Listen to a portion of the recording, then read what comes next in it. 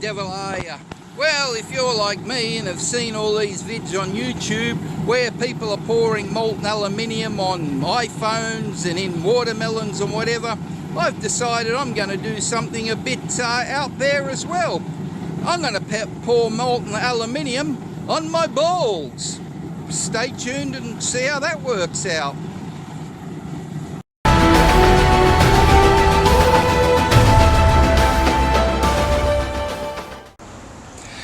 Some of my generous and kind viewers tell me I got big balls playing around with all this oil burning and furnaces and molten metal and everything, but really I don't think so. I think really they're just kind of small balls, really. I mean, I got a whole heap of them, but like there's, you know, 12-litre bucket here, and this is what I'm going to pour the aluminium into, and hopefully we'll make some nice funky castings and art. And don't go away, I know what you're expecting, but don't be so perverted.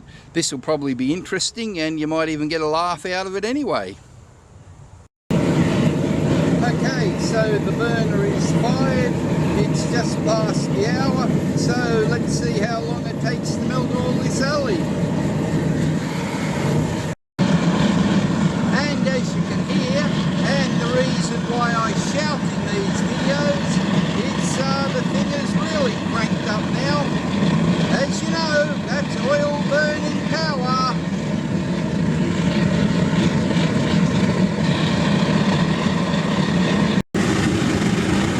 There's the inlet of my blower, and as you can see, I've only got a little bit of air going there.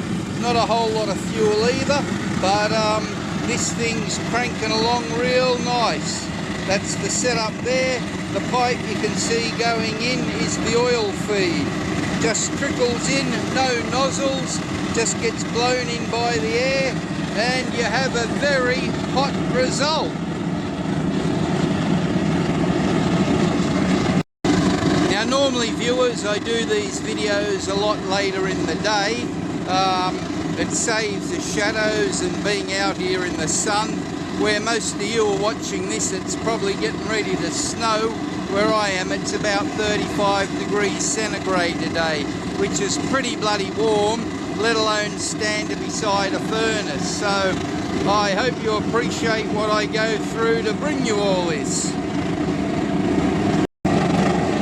As you can see, folks, we're melting this already. If I can be ambidextrous and keep the thing on that and look at the time, it's now, God knows, I can't see in this bright light. Let me see, we've been there, oh, all of 5 minutes. So there you go. Might even be a little bit slow for normal, but I'm sure the alley at the bottom of that is melting already. The top's getting hot, so it's got to be close.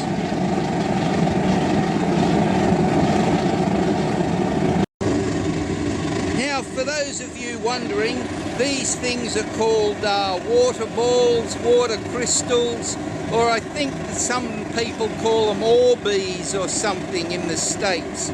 They're a little polymer ball. They're a tiny little thing when you get them. You soak them in water and they blow up to 100 times the size. They come in all different colours, but the purple ones you can see in there were some I rejuvenated out of an old air freshener. They shrivel up as they get dry. I've already refilled the air freshener a couple of times, but I got some new ones, so I thought I'd put these to use.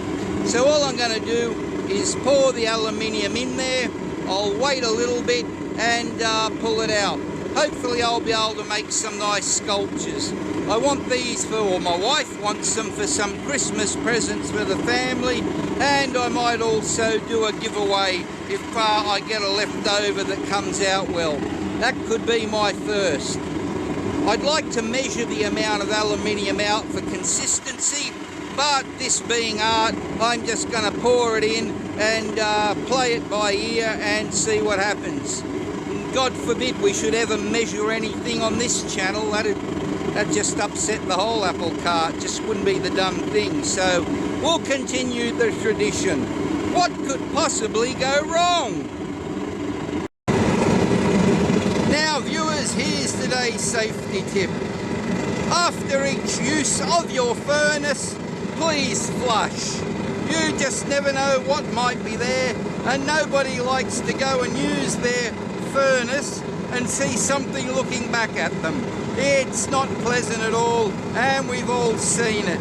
So please, it's very important, when operating a furnace, always flush after use. Thank you.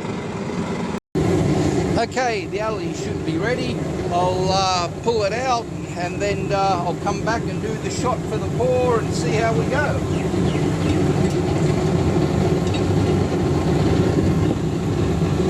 Damn, that's hot.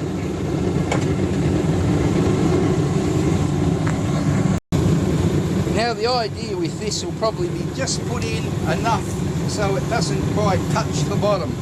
We'll see how we go.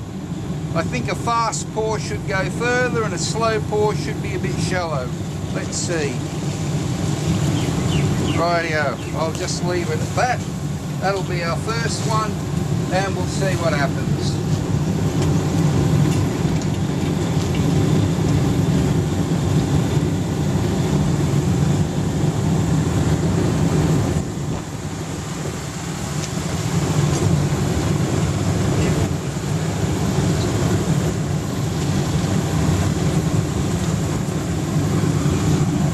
That made a kind of interesting smell when it went in. Could be something from the air freshener. I don't know. Only done this a couple of times before. I didn't notice it previously, so maybe that's what it could be. So I'll let that cool a little bit, and then we'll pull it out and see if we've got a failure or a success.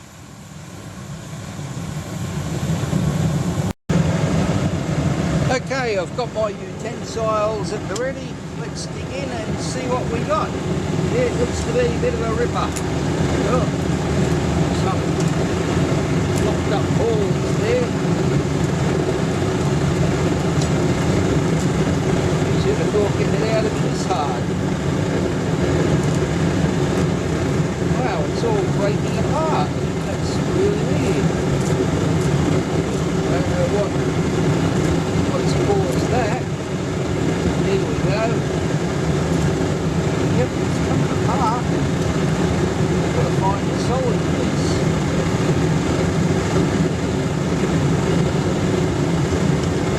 And there we have it. Balls going everywhere. And what an interesting fragrance. Yep, well, that's oh, we've got it flat on the bottom. So it even rights itself. There you go, viewers. Wow, pretty chuffed with that one. That looks half worthwhile. I'll do another one, just topping up the alley, and we'll see how we go. I'll do a little bit less of a pour and see what that gives me.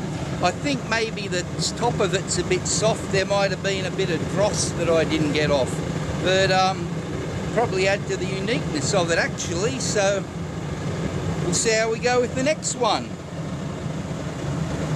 Okay, looks like we're good to go for pour number 2.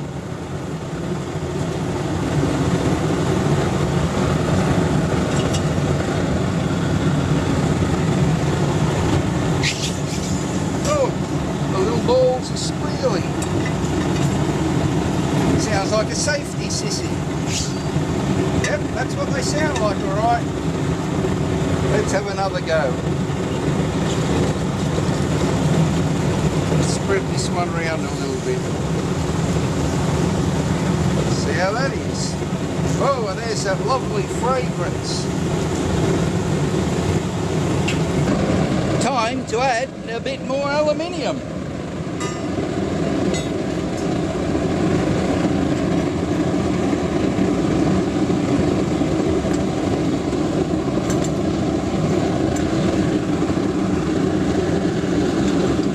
Harder than it looks. Okay. Rightio, now we're cooking with oil.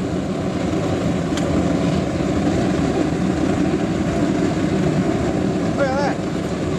Just like I bought one. throw this piece in as well. Should actually be a bit easier.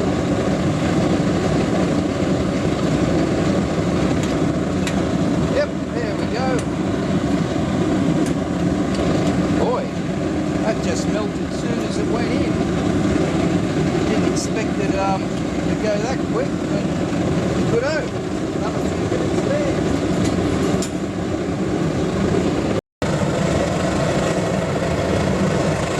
Okay, this one could be quite interesting because I did sort of slow pour it, so I don't know how well it's bound up. I'll try and lift it a bit from the bottom and see what we get. Ah, look at that, that's the way to do it.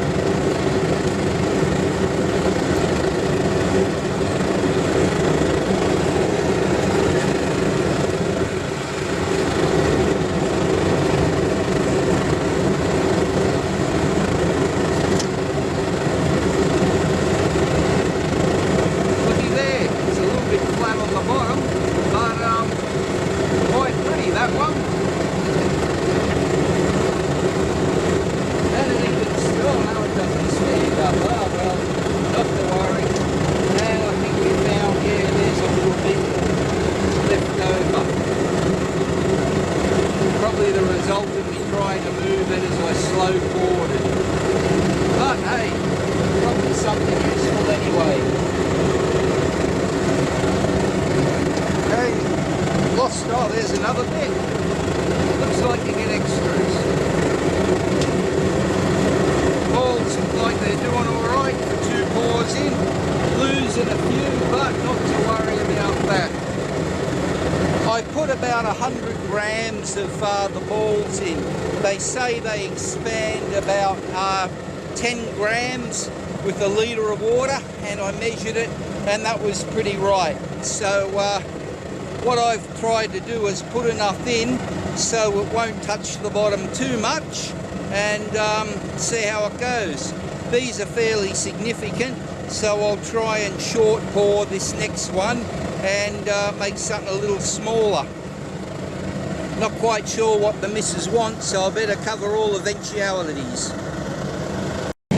Look at that, viewers. You take your eye off the furnace for 2 minutes and look what you get. Bloody hot.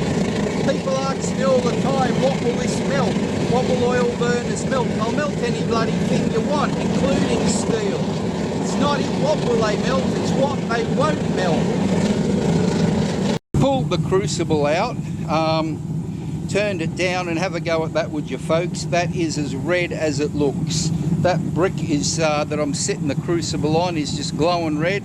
The heat coming out of it radiating is just insane. I can't stay there any longer. It's just incredible. So again, it's not a question of what these will melt, it's a question of what they won't melt. This is just ordinary house bricks, you know, it's just to contain the heat a bit. There's no proper refractory, and I can only imagine what you'd get if you did use it. So yeah, quite amazing. Okay, things are moving along. Pour number 3. I'll try and do it a bit shorter this time.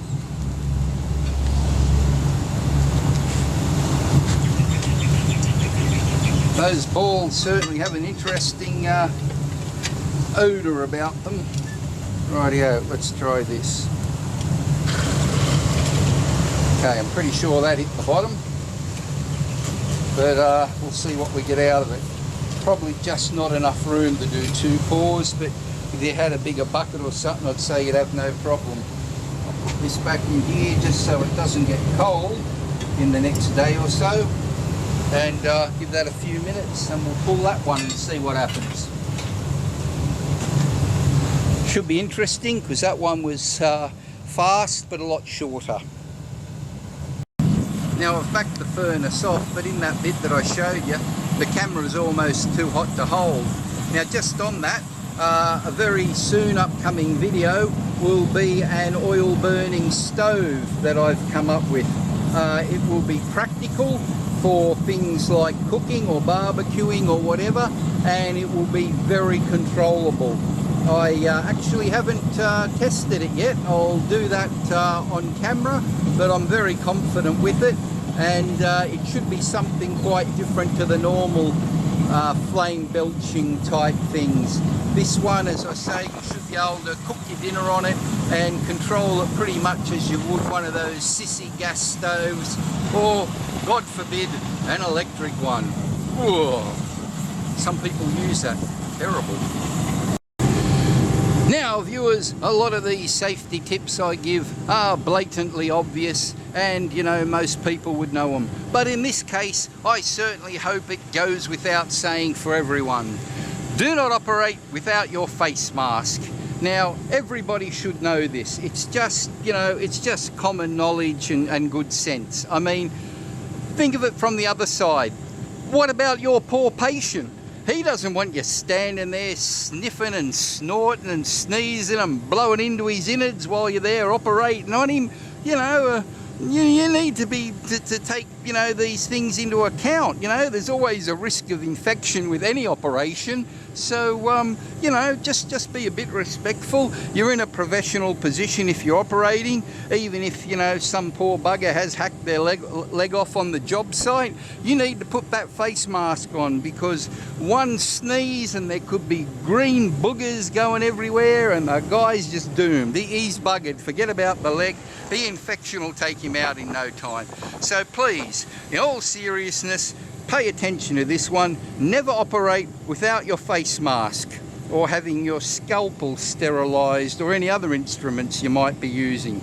Just keep that one in mind, folks. Okay, pour number 3. Let's fish this one out and see what we came up with. Yep, well, we've got a good hook. No, not quite. Oh yes, there he is. The tops are always a little bit soft for some reason. Hard to grab onto, should have got bigger pliers. There you go, there's a tip, bigger pliers. Get in there. It's actually hard to see where there's a gap, there's all the little balls around it. Look at that, there we go. Quite like that one. That'll be a freestander. It's got a little wiggly bit hanging off the back. Not bad. Looks like we didn't lose any extraneous parts that time, so just about ready for pour number 4. We're getting a real regular production line going here.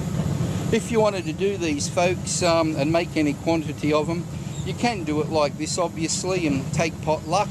Or you might want to just measure out the amount you do and get some consistency if that was important.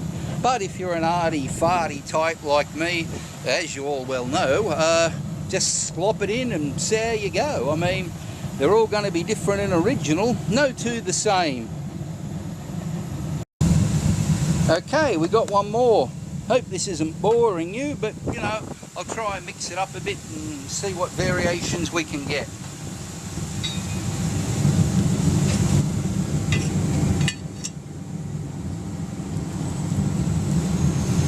Got to say, this little crucible I welded up works quite well, and it's lasting quite good too. Rightio, fairly quick on this one, I think. That hit the bottom. Rightio. Should have enough there for one more, I'd say. Boy, that smells interesting.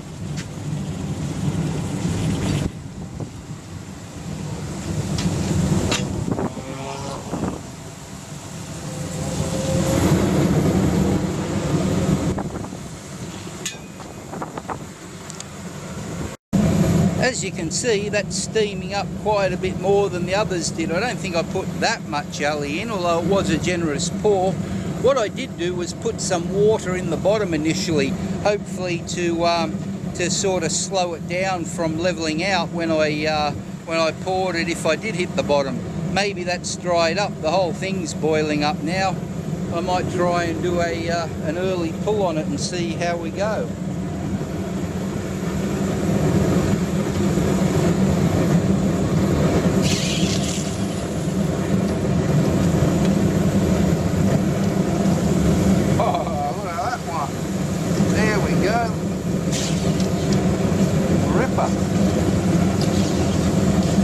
That one's got a real wide base on it.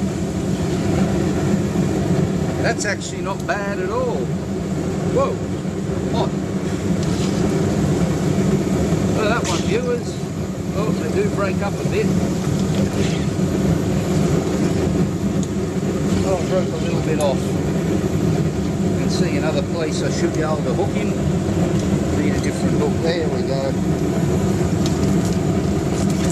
Oh, well, buggered that. Jeez, it's falling apart on me. There's a tip, get your aluminium clean. That one's quite good. I like that with the wide base on the bottom. Another little bit of spare. Now again, while you're doing this, do keep an eye on your burner. If you overfuel it, you might get a little bit of smoke. So here's something just to get the safety sissies all upset. Oh, no way, I should say the greenwashed and the environmentalists. Oh God, look, some smoke. Oh, the world's gonna end. Stuff me.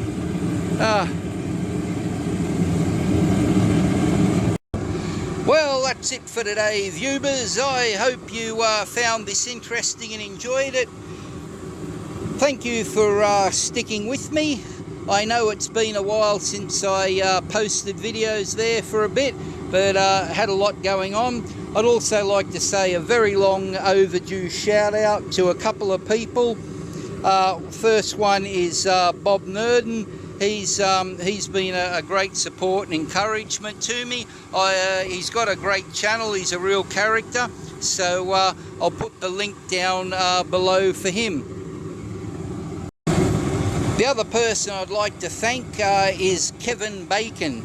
He was the one that really got me started on this. He gave me a bit of a shout out, threw a few viewers my way, and it sort of went from there. So thank you very much, Kevin. I really appreciate that. I owe a lot to you. And thank you most of all to all you viewers once again. Keep the comments coming. The things you tell me and the support you give me really means a lot, and it's meant a lot at a time that I could use it too. So it's very much appreciated. I'm going to try and do one more vid tomorrow. I don't know how I'll go. I've got a lot on. It is Christmas Eve.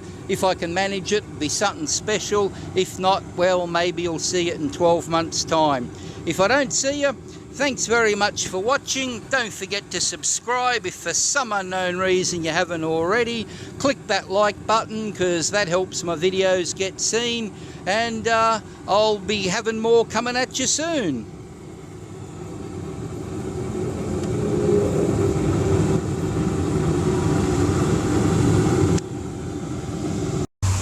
Just one last point of interest, viewers. How hot does it get? Well, if you can see that brick, and if it's in focus, you can see the brick is actually glazed, i.e. the brick has melted, especially in that corner on the top right hole there. That is molten brick. It's not molten aluminium or anything else. That's actually the brick melting. So for those people who ask, will it get hot enough to melt, you know, aluminium or whatever? Brass, it will. It'll get hot enough to melt anything, even your furnace.